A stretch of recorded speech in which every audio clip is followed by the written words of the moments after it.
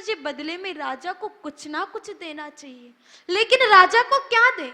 राजा के पास धन दौलत की कोई कमी नहीं है, राजा के पास जमीन जायदाद की कोई कमी नहीं है, राजा के पास नौकर चाकर की कोई कमी नहीं है। अब राजा को क्या दे? तब महात्मा जी ने विचार किया, रे कि राजा के पास भौतिक चीजों की तो कोई कमी नहीं है, लेकिन राजा के चेहरे को देख कर के लग रहा है कि राजा ने जीवन में कभी सत्संग नहीं सुना है। क्यों ना राजा को सत्संग सुना दिया जाए।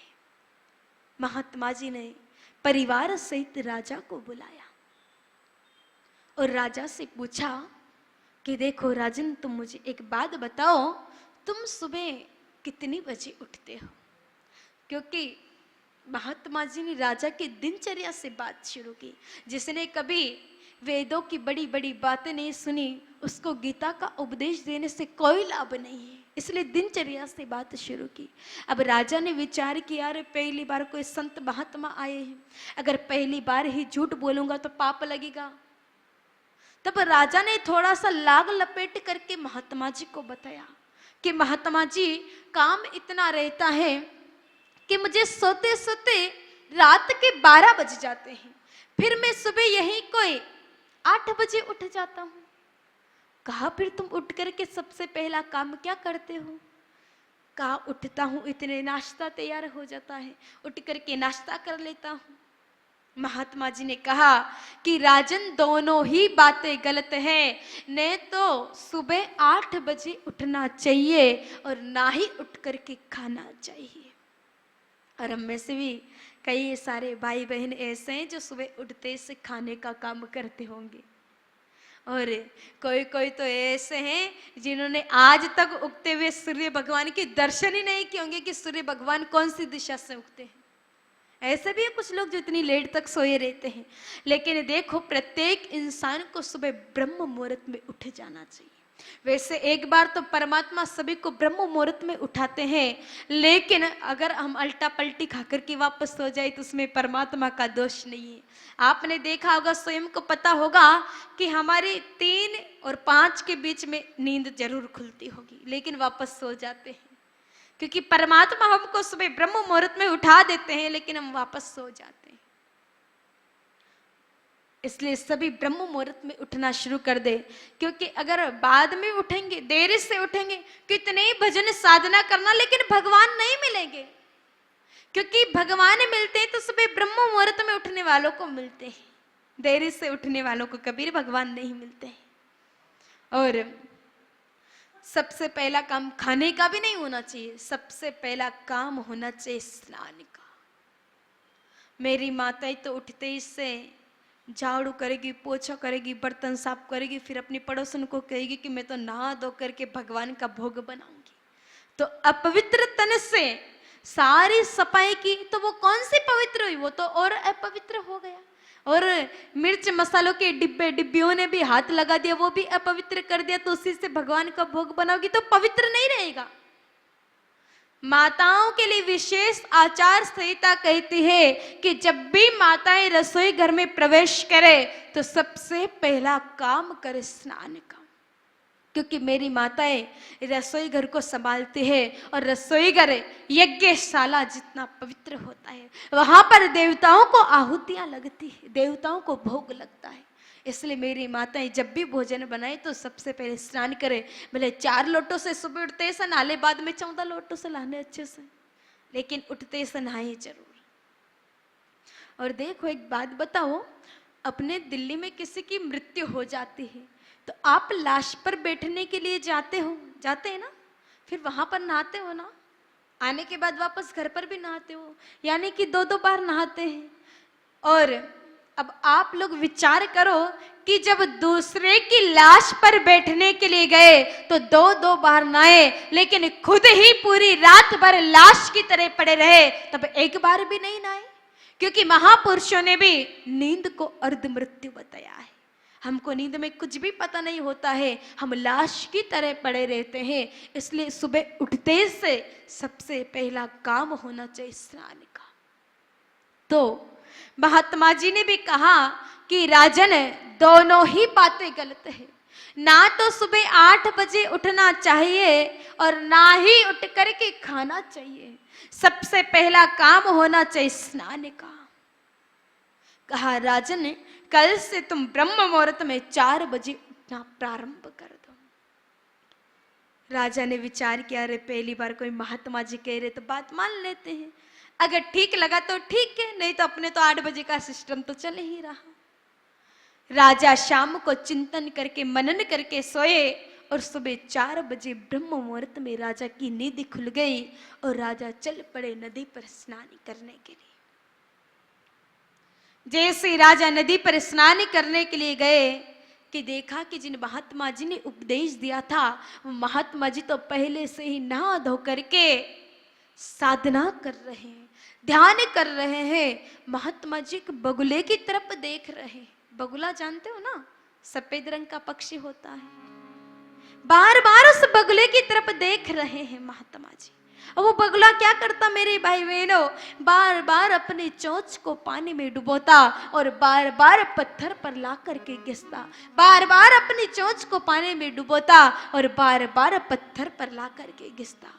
जब ये प्रक्रिया बार बार महात्मा जी देखते रहे तो महात्मा जी ने बगुले के ऊपर 2 सुंदर सी पंक्तियां बना दी। घिस घिसावे घिस घिसे घिस घिस डारे पानी, घिस घिसावे घिस घिसे घिस घिस डारे पानी, यही कारण तुम घिसत हो वह कारण हम जाने रे बगुला, वह कारण हम जाने, यही कारण तुम घिसत हो वह कारण हम जाने रे बगुला, वह कारण हम जाने।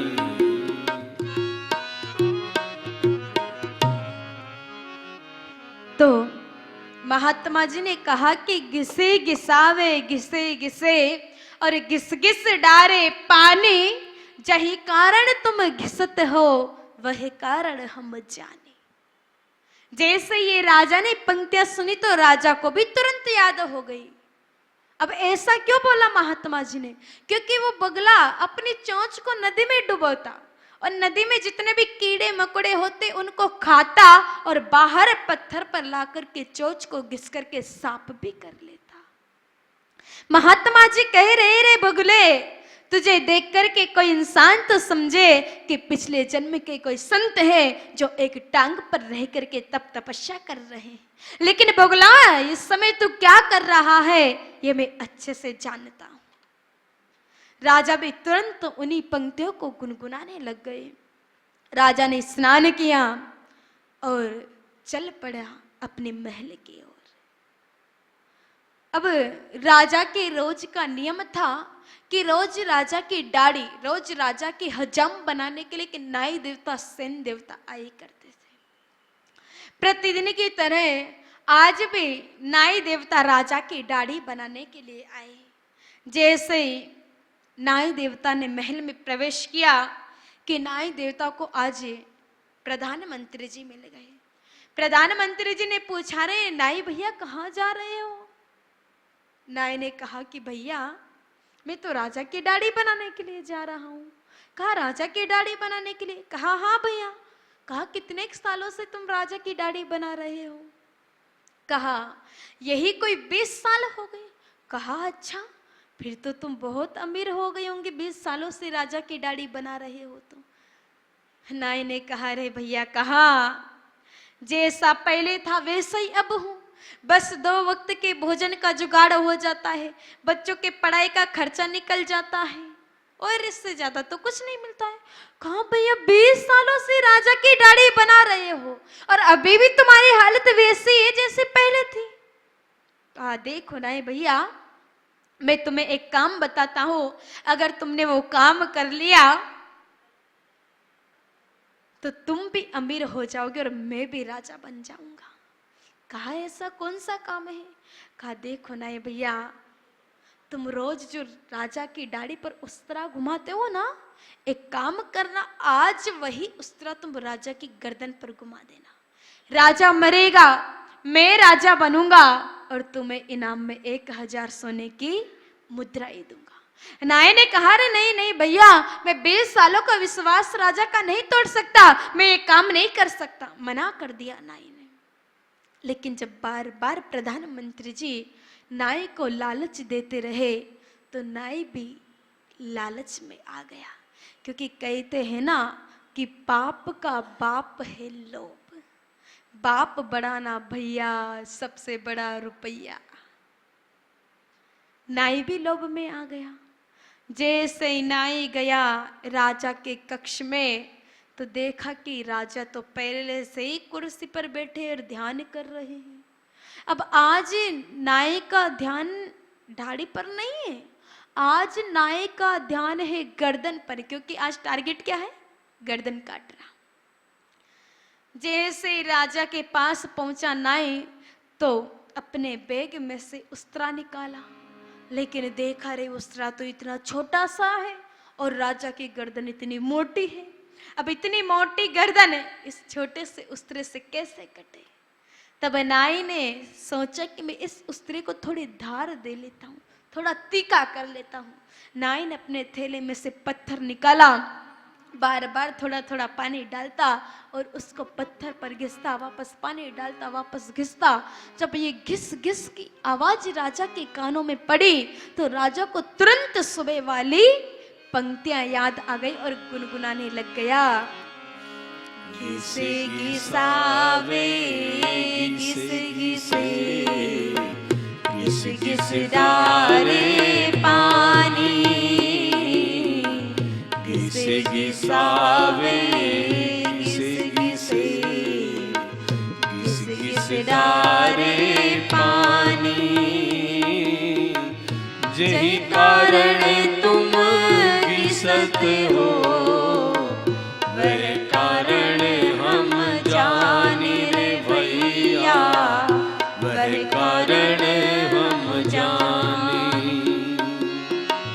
यही कारण तुम घिसत हो, वह कारण हम जानी रे भैया, वह कारण हम जानी।